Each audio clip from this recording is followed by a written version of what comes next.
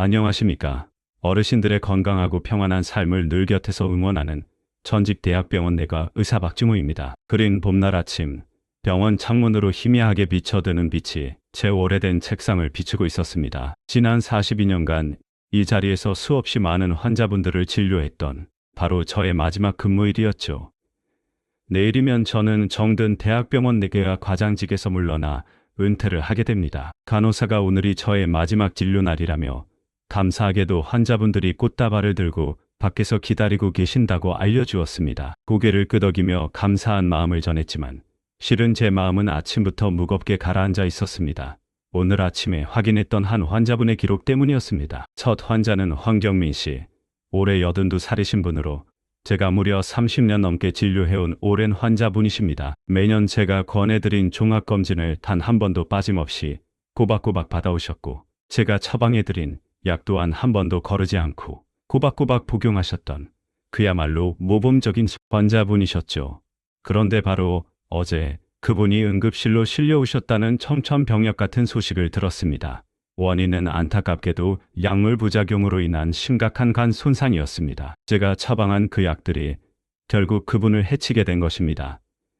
진료실 문이 열리고 휠체어에 힘없이 앉으신 황경민 씨가 들어오셨습니다. 불과 한 달 전만 해도 지팡이 하나에 의지하여 거뜬히 걸어 다니시던 그분이 이렇게까지 쇠약해지실 줄은 정말 꿈에도 생각하지 못했습니다. 황경민 씨는 떨리는 목소리로 다른 병원에서 두 번째 의견을 구했더니 지난 10년간 꾸준히 먹어온 약들이 사실은 불필요했을 수도 있다는 충격적인 이야기를 들었다고 하셨습니다.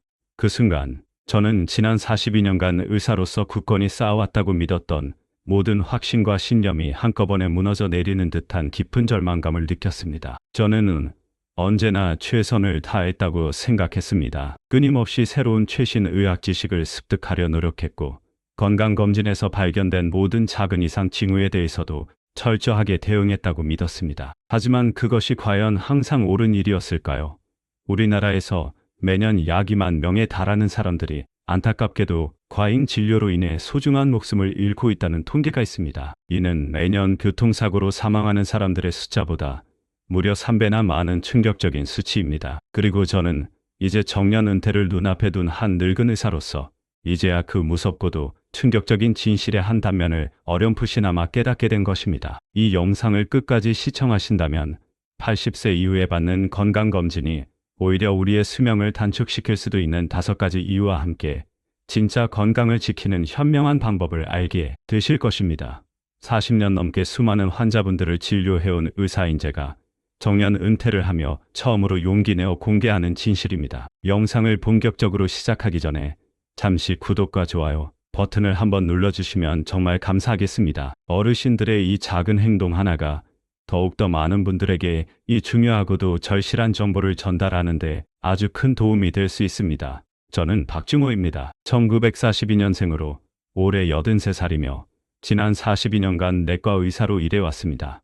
젊은 시절에는 미국에서 연수를 받으며 선진 의료 기술을 배우기도 했죠. 우리나라의 현대적인 건강검진 시스템을 만드는 데 미력 하나마 힘을 보탰던 것이 제 의사 인생의 가장 큰 자랑이자 보람이었습니다. 그러나 이제 정년 은퇴를 앞둔 이 시점에서 제가 평생을 바쳐 굳게 믿어왔던 여러 의학적 신념들에 대해 아주 깊은 의문이 들기 시작했습니다. 첫 번째 충격적인 진실은 바로 건강검진에서 우리가 받게 되는 방사선 노출의 위험입니다. 현대의 종합건강검진은 CT 스캔, 펫세라, 각종 엑스레이 검사 등 여러 가지 방사선 검사를 포함하고 있습니다. 이러한 검사들은 모두 예외 없이 우리 몸의 방사선을 노출시킵니다. 우리가 흔히 받는 의료 스캔의 방사선 양은 일반적인 엑스레이 검사의 무려 100배에서 많게는 300배에 달한다는 사실을 알고 계셨습니까? 젊은 사람들의 경우 이러한 방사선이 우리 몸에 미치는 부정적인 영향이 10년에서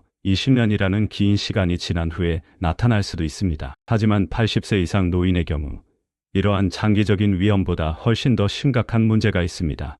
바로 우리 몸의 면역계에 미치는 즉각적인 영향입니다. 나이가 들면 자연스럽게 면역력이 약해지는데 여기에 방사선 노출까지 더해지면 면역력은 더욱더 심각하게 악화될 수밖에 없습니다. 여러 연구 결과에 따르면 80세 이상 노인이 1년에 여러 차례 반복적으로 CT 스캔을 받게 되면 각종 감염 질환에 걸릴 위험이 무려 20% 이상 증가한다고 합니다. 황경민 씨의 경우 지난 10년간 매년 종합검진을 받으시면서 수십 번의 방사선 검사를 받으셨습니다. 그로 인한 면역력 저하가 약물 부작용을 더욱 심각하게 만들었을 가능성이 매우 높다고 저는 생각합니다. 최근 몇 주 동안 저는 제가 과거에 진료했던 80세 이상 환자분들의 진료 기록들을 하나하나 다시 면밀히 검토해 보았습니다. 수백 건이 넘는 환자 기록들을 밤낮으로 살펴본 결과 저는 아주 충격적인 패턴을 발견하게 되었습니다. 방사선 검사를 많이 받으면 받을수록 감염 및 면역 관련 질환의 발생률이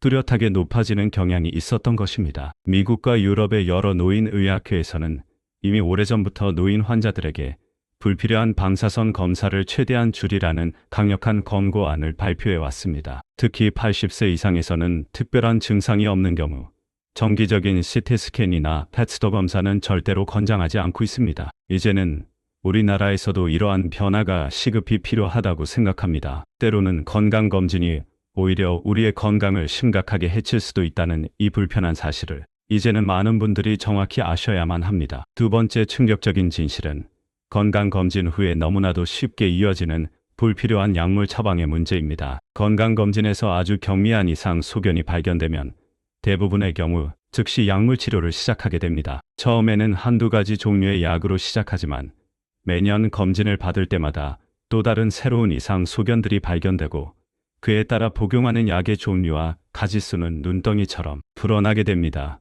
황경민 씨와 같은 사례만 해도 그렇습니다. 10년 전 종합검진에서 경미한 지방간 소견이 나와간 보호제를 처방받으셨고 이듬해 검사에서는 콜레스테롤 수치가 약간 높다는 이유로 스타틴이라는 약을 추가로 복용하게 되네요. 그 후로도 매년 건강검진을 받을 때마다 아주 작은 이상 소견들이 나올 때마다 새로운 약들이 계속해서 추가되었고 결국 그분은 10가지가 넘는 약을 매일같이 복용하게 되신 것입니다. 의학에서는 이를 다약제 복용, 포리파르마시라고 부릅니다. 5가지 이상의 약을 동시에 복용하는 상태를 말하죠. 80세 이상 노인에게 이러한 다약제 복용은 매우 위험천만한 일입니다. 먼저 약물 간의 상호작용 문제가 심각하게 발생할 수 있습니다. 여러 가지 약들이 우리 몸속에서 서로 복잡하게 영향을 미쳐 전혀 예상치 못한 치명적인 부작용을 일으킬 수 있는 것입니다. 황경민 씨의 경우 간 보호제와 콜레스테롤 약, 그리고 나중에 추가된 당뇨약 등이 함께 복합적으로 작용하여 심각한 간 손상을 일으켰을 가능성이 매우 높습니다. 둘째, 나이가 들면 우리 몸의 약물 대사 능력이 현저히 떨어집니다. 젊은 사람에게는 안전한 약물 용량이 노인에게는 치명적일 정도로 과도할 수 있습니다. 특히 80세 이상에서는 간과 신장의 기능이 크게 저하되어 약물을 처리하는 능력이 젊은 시절에 비해 50% 이상 감소하는 경우가 많습니다. 셋째, 약물 부작용이 또 다른 새로운 증상으로 오인되어 결국 또 다른 약이 추가로 처방되는 악순환, 이른바 처방 폭포, 프렉시빙 카스카드 현상이 생길 수 있습니다. 예를 들어 혈압약 복용으로 인한 어지럼증 증상이 새로운 질환으로 잘못 오인되어 어지럼증을 완화하는 또 다른 약이 추가로 처방되는 시기입니다. 여기서 아주 충격적인 연구 결과를 하나 더 말씀드리겠습니다. 미국 노인의학회의 연구에 따르면 80세 이상 노인이 5가지 이상의 약을 동시에 복용할 경우 낙상 위험이 무려 3배, 병원 입원 위험이 2배, 그리고 사망 위험이 1.5배나 증가한다고 합니다. 더욱 놀라운 사실은 80세 이상 노인에게 처방된 약물들 중 약 30%에서 많게는 40%가 실제로는 불필요하거나 부적절한 약물이라는 연구 결과도 있다는 것입니다. 이는 대부분 건강검진 후 발견된 아주 경미한 이상 소견에 대해 너무나도 적극적으로 약물 치료를 시작하기 때문에 발생하는 문제입니다. 이제는 약이 때로는 약이 아니라 오히려 독이 될 수도 있다는 이 냉엄한 사실을 우리 모두가 반드시 알아야만 합니다. 세 번째 충격적인 진실은 건강검진이 가져오는 과잉 진단과 그로 인한 불필요한 불안감입니다. 현대의학 기술이 눈부시게 발전하면서 우리는 과거에는 상상도 할 수 없었던 아주 작은 이상 소견들까지도 정확하게 발견할 수 있게 되었습니다. CT, 미, 초음파 등과 같은 첨단 의료 장비들은 과거에는 도저히 발견할 수 없었던 아주 미세한 인체의 변화까지도 우리 눈앞에 생생하게 보여줍니다. 문제는 이렇게 발견된 아주 미세한 이상 소견들의 대부분이 실제로는 우리 건강에 전혀 해롭지 않다는 것입니다. 특히 80세 이상 노인에게서 발견되는 여러 가지 작은 신체적 변화들은 대부분 자연스러운 노화 과정의 일부일 뿐입니다. 예를 들어 80세 이상 여성의 90% 이상에게서는 갑상선에 아주 작은 혹결절이 발견된다고 합니다. 하지만 이 중에서 실제로 암으로 발전하는 경우는 1% 미만에 불과합니다. 대부분은 그냥 그대로 두어도 아무런 문제를 일으키지 않는다는 뜻입니다. 또한 80세 이상 남성의 80% 이상은 전립선에서 어떤 형태로든 이상 소견이 발견되지만 이들 대부분은 결코 전립선암으로 발전하지 않으며 설령 암으로 발전한다고 하더라도 그 진행 속도가 너무나도 느려서 결국 다른 원인으로 사망하시는 경우가 훨씬 더 많습니다. 이렇게 실제로는 우리 몸에 해롭지 않은 이상 소견을 발견하고 그것을 마치 심각한 질병인 것처럼 진단하는 것을 의학용어로 과잉 진단, 오버 디agnosis이라고 합니다. 이러한 과잉 진단은 결국 불필요한 추가 검사나 치료로 이어지고 환자에게는 극심한 심리적 불안감과 경제적인 부담 등 여러 가지 심각한 문제들을 일으키게 됩니다. 특히 이러한 심리적인 불안감은 노인 건강에 매우 해롭습니다. 어르신 갑상선에 혹이 발견되었습니다. 또는 간에 작은 종양이 보입니다. 와 같은 의사의 말 한마디는 환자에게 엄청난 스트레스를 안겨줍니다. 이러한 과도한 스트레스는 우리 몸의 면역 기능을 현저히 저하시키고 수면장애나 우울증 등을 유발할 수 있습니다. 제 환자분 중 한 분이셨던 최민희님은 건강검진에서 폐에 아주 작은 음영이 발견된 후 그것이 암일지도 모른다는 극심한 불안감으로 인해 무려 6개월 동안 밤에 잠을 제대로 이루지 못하셨습니다. 추가 정밀 검사 결과 그것은 다행히도 단순한 과거의 흉터 조직으로 밝혀졌지만 그 6개월 동안의 극심한 스트레스로 인해 그분의 전반적인 건강 상태는 크게 악화되고 말았습니다. 최근 연구에 따르면 건강검진으로 인한 이러한 심리적인 불안감이 실제 질병 그 자체만큼이나 우리 건강에 해로울 수 있다고 합니다. 특히 80세 이상 노인의 경우 이러한 불안감이 면역 기능을 저하시켜 각종 감염 질환의 위험을 높이고 심혈관 질환의 발병 위험 또한 증가시킬 수 있다는 사실을 명심해야 합니다. 때로는 건강을 지키기 위해 받는 건강검진이 오히려 우리의 건강을 해칠 수도 있다는 이 역설적인 진실을 이제는 우리 모두가 알아야 합니다. 네 번째 충격적인 진실은 건강검진 후에 너무나도 쉽게 이어지는 불필요한 시술과 수술의 위험입니다. 건강검진에서 어떤 이상 소견이 발견되면 종종 추가적인 정밀 검사나 간단한 시술, 때로는 큰 수술까지 권유받게 되는 경우가 많습니다. 문제는 80세 이상 노인에게 이러한 침습적인 시술이나 수술의 위험이 생각보다 매우 크다는 점입니다. 대표적인 예가 바로 대장 내시경 검사입니다. 많은 종합건강검진 프로그램에 이 대장 내시경이 기본적으로 포함되어 있습니다. 하지만 80세 이상 노인의 경우 대장 내시경 검사 도중에 장이 뚫리는 장천공의 위험이 젊은 사람보다 무려 3배 이상 높다고 알려져 있습니다. 또한 검사 전 장을 비우는 과정에서 심각한 탈수나 전해질 불균형이 생길 위험도 젊은 사람들에 비해 훨씬 더 크게 증가합니다. 또 다른 예는 갑상선 조직 검사입니다. 건강검진에서 갑상선에 작은 혹이 발견되면 종종 조직 검사를 권유받게 됩니다. 하지만 이 과정에서 출혈이나 감염의 위험이 있으며 특히 노인의 경우 상처 회복이 느려 여러 가지 합병증이 발생할 위험이 더욱 높습니다. 가장 심각한 경우는 바로 불필요한 수술로 이어지는 경우입니다. 제 환자분이셨던 84세 이정호 씨는 건강검진에서 우연히 발견된 30m 크기의 간에 생긴 혹 때문에 큰 수술을 받으셨습니다. 그러나 수술 후 시행된 병리검사 결과 그것은 단순한 양성 혈관종으로 밝혀져 실제로는 수술 없이 그저 정기적으로 지켜만 봐도 충분했던 것이었습니다. 안타깝게도 그분은 수술 후 발생한 여러 합병증으로 인해 결국 3개월 만에 세상을 떠나고 마셨습니다. 미국 노인의학회의 한 연구에 따르면 80세 이상 노인에게서 불필요하게 시행되는 수술의 비율이 무려 30%에 달한다고 합니다. 특히 건강검진에서 우연히 발견된 아주 작은 이상 소견에 대한 예방적 차원의 수술이 많았다고 합니다. 수술의 위험은 나이가 들수록 그야말로 급격하게 증가합니다. 80세 이상에서는 전신 마취 그 자체가 이미 심각한 위험을 초래할 수 있으며 수술 후에는 선망, 일시적인 정신 혼란 상태, 감염, 혈전 생성 등의 치명적인 합병증 발생 위험 또한 크게 높아집니다.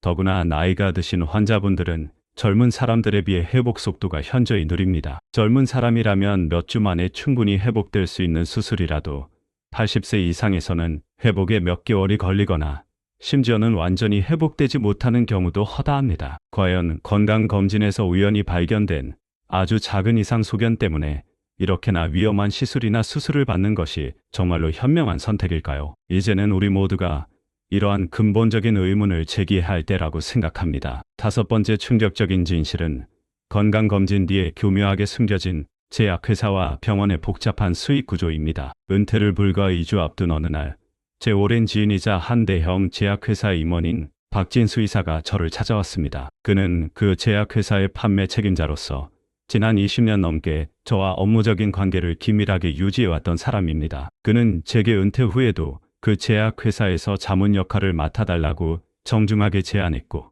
저는 최근 제약회사의 여러 가지 판매 방식에 대해 많은 생각을 하고 있다고 솔직하게 털어놓았습니다. 놀랍게도 그는 제게 아주 솔직하고 충격적인 이야기들을 들려주었습니다. 제약회사들은 특별히 노인 환자들을 대상으로 하는 치밀한 판매 전략을 가지고 있다는 것이었습니다. 그는 그것을 건강 불안 마케팅이라고도 부른다고 했습니다. 건강검진 결과에서 아주 약간의 이상 소견만 나와도 즉각적이고 적극적인 약물 치료를 권장하는 내용의 교육 자료들을 의사들에게 지속적으로 제공한다고 합니다. 특히 노인 환자분들은 의사의 말을 절대적으로 신뢰하는 경향이 있기 때문에 의사가 처방하면 거의 대부분의 약을 군소리 없이 따른다는 것이었습니다. 더욱 충격적인 사실은 의사들에게 제공되는 일종의 보상 체계였습니다. 특정 약물의 처방량이 많은 의사에게는 학회 참가비 지원, 연구비 제공, 고액의 자문료 지급 등 다양한 형태의 혜택을 제공한다는 것이었습니다. 이는 비단 제약회사만의 문제가 아닙니다. 병원 또한 이러한 거대한 수익 구조의 일부입니다. 언젠가 병원 경영진과의 회의에서 저는 노인 환자들에게 시행되는 불필요한 검사들을 좀 줄여야 한다고 조심스럽게 제안했던 적이 있습니다. 그러나 당시 병원장님께서는 종합건강검진센터가 우리 병원 전체 수익의 아주 큰 부분을 차지하고 있다며 단호하게 거부하셨습니다. 실제로 종합건강검진은 병원에 막대한 수익을 가져다 줍니다. 기본적인 검진 비용 자체도 상당히 비싸지만 일단 검진에서 어떤 형태로든 이상 소견이 발견되면 추가적인 정밀검사, 약물 처방, 시술 등으로 자연스럽게 이어져 훨씬 더 많은 수익이 발생하게 되는 구조입니다.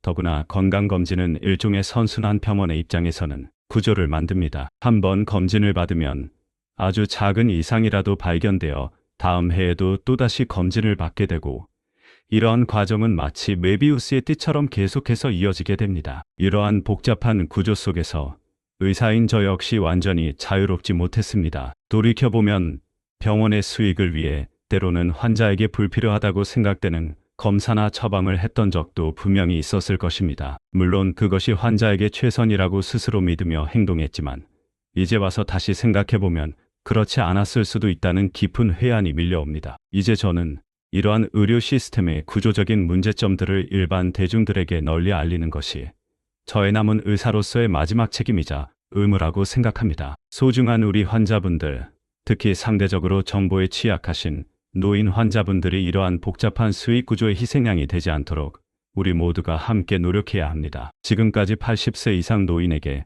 건강검진이 오히려 해로울 수 있는 5가지 이유들을 자세히 살펴보았습니다. 그렇다면 노년기의 진정한 건강을 지키는 가장 현명한 방법은 과연 무엇일까요? 은퇴 후 저는 노인 건강에 관한 강연을 시작했습니다. 제가 지난 40년간의 의사 생활을 통해 온몸으로 깨달은 진정한 건강의 의미와 80세 이상 노인분들을 위한 실질적이고 효과적인 건강관리법을 널리 알려드리고자 했습니다. 첫 번째 강연에서 저는 이렇게 말했습니다.